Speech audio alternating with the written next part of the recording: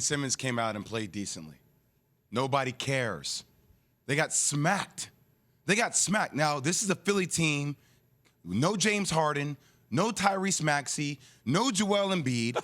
Okay? It's the worst loss of the season for the Nets, bar none. It's not even up for debate. They lost to Philly's bench. Do you know where Philly's bench ranks in scoring points per game in the NBA? Dead last. Maybe not after last night. Paul Reed gave him 21 and 10. Yeah. Come on, man. That doesn't count as bench They points. made them 16 made threes. If they played them a number of times, how many times do you honestly think that the Sixers bench would beat the Nets? Yeah, but Key, it's not the point. Like, watching this whole game, this is the missed opportunity, right? And I hear that people are going to say, well, they just made shots and it's not a big game, and I hear that. But when you have Kevin Durant, Kyrie Irving, and Ben Simmons, who over his last 4 games has been playing like the Ben Simmons who was an all-star, you beat this team without 3 of their stars by 30. No doubt. By 30. It's not even a question. Jay, you embarrass them on their own home court, and that's the way you lead this conversation today. What's crazy, too, is I used to look at Ben Simmons and Giannis and think, forget about personalities for a second.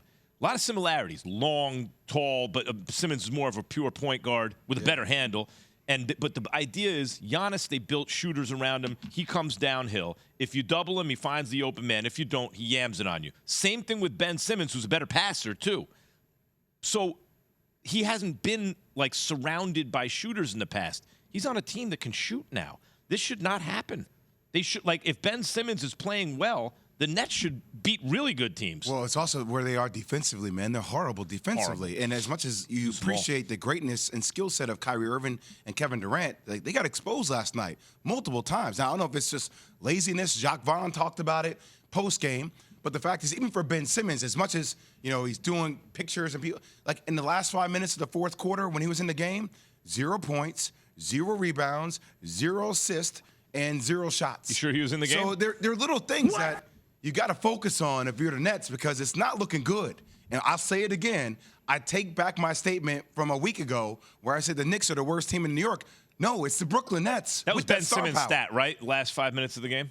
His last 5 minutes in the fourth quarter, he played. So you and I and Key and everybody listening had the same stat line as him. I'm not going to get all stressed out about the game that they lose to the Sixers this early in the season, being lackadaisical or playing a certain way, going into Philadelphia basically for the first time as a player on the court. I'm just not – it's too early to feel that way about a team that's still trying to find themselves. And, yes, should they have beaten the Sixers? Of course they should have beaten the Sixers. But I wouldn't be surprised to see – I'm not surprised to see what happened to them. Not at all. They're walking into the stadium feeling the same way you feel, Jay. Oh, we're going to beat them. Oh, this is easy. And then all of a sudden you look up and you're having a bad game. It happens all the time. That's why I say if they were to play the Brooklyn Nets again, the Sixers probably wouldn't win that game. It was more than just that, though. Simmons returned to Philly, the crowd. It was a lot. It's a lot. Then he misses 2 free throws. Everyone gets chicken. Yates, explain what that means from a Phillies fan point of view. Yeah, so back in the day, there used to be Frosty freeze out. You miss 2 free throws second half, everyone in the stadium gets a free Frosty. I don't know if y'all remember, Isaiah Thomas ran into the stands, had an altercation with the fan. They asked him what happened. He said, I just wanted a Frosty. Fast forward to now. It's now bricking for chicken. So if you miss 2 free throws second half, the whole stadium get Chick-fil-A. So naturally, the man's on the free throw line, and what happens, Jay?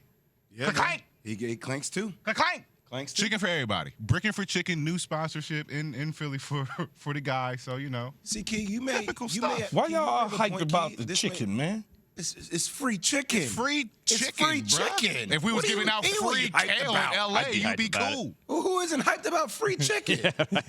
Key. Whole stadium gets free kale, okay? Key's like, yeah. I'm just saying. Just tell me I'm right here on this one. See, to pay for chicken. I get Key's thing about, you know, it's just a game and this won't happen again.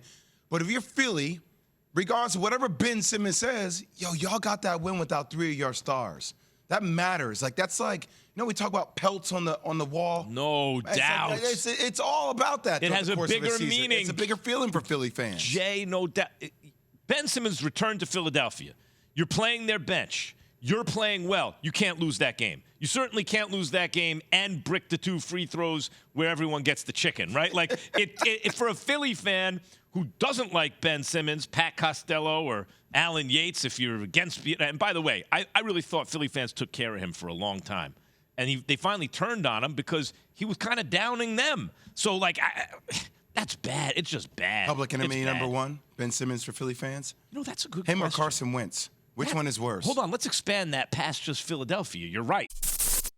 Thanks for watching ESPN on YouTube. For live streaming sports and premium content, subscribe to ESPN+.